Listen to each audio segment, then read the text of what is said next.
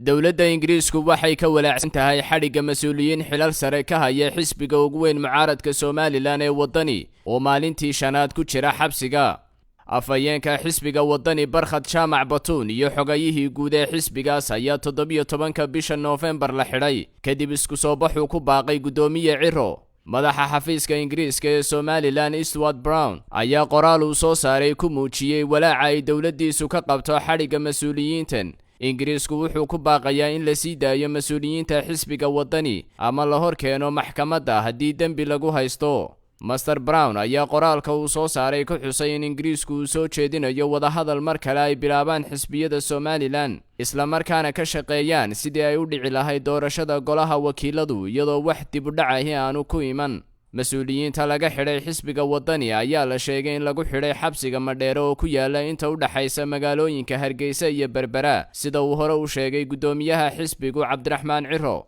Somaliland waxa toddobaadadii la soo dhaafay ka jiray khilaaf xoogan oo u dhaxeeya xisbiyada mucaaradka iyo xukuumadda. khilaafkan ayaa salka ku haya xubnaha loo xulay guddida cusub ee doorashada kaasoo xisbiga wadani uu diiday 2 xubnood oo soo magacaabay madaxweyne Muuse Biixi.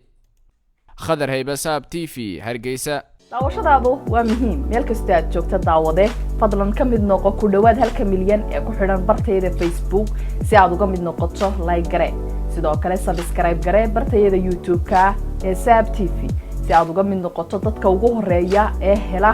wararka barnaamijyada iyo warbixinaha aan idin soo gudbino meel kasta aad adduunka daafihiisa ka joogto la soo deg abka Saab TV sidoo kalena booqo website-ka saabtv.com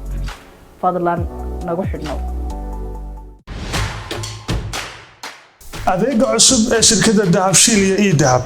casriyeynta hanaanka cusub ee xawilaadda dahabshee haddaba macmil adeegan cusub ee casriga ahi waxa uu ku sahlayaa in adigoo jooga gurigaaga hoose goobtaada shaqo aad lacag ugu xawishid asxaabtaada iyo ehelkaaga jooga daafaha dunida